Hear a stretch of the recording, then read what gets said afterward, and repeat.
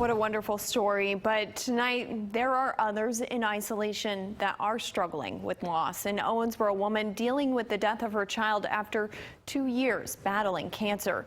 In a story you'll only see here on 44 News, reporter Tyler Druin talks to the local mother about living through the nightmare alone. This is one of her favorite tutus. And toward the end of her life, she really loved Peppa Pig, and this was her favorite gown. And she loved Elsa. Baby, eat! What's your baby gonna eat? Soup. Soup? Gia died August 1st. She spent 2 years of her life in the hospital. She was only 3 years old.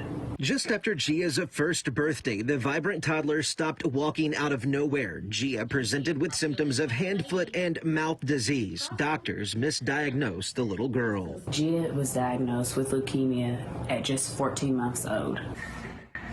I love you. I love you too. Like Gia, Larissa Sampson had been living beside her daughter inside hospital rooms in Louisville and Cincinnati for the last 2 years. In March, with COVID-19 restrictions, visitors were limited, adding stress on Sampson, who had minimal help 3 hours from home. My daughter was dying, and then the pandemic hit. It was a different type of stress. At just 3 years old, baby Gia was a princess in her own mind. She loved dressing up in these fairy tale princess gowns, and that's why her mother took the initiative to truly plan a celebration of life. I wanted something that would represent her.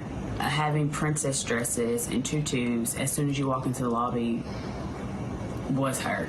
In the middle of a pandemic, Gia's funeral was as magical as a big screen movie. Her family dressed as fairy tale characters, even those saying goodbye, doing so in classic Gia fashion, just how she'd like it. Happiness.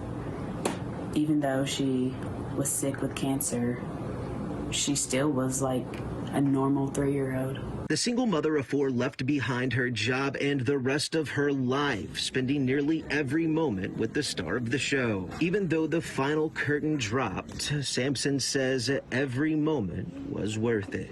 I don't know how to explain how much I love her. Mommy, love you, Mommy. I love you, Gia. In Owensboro, Tyler Druin, 44 News.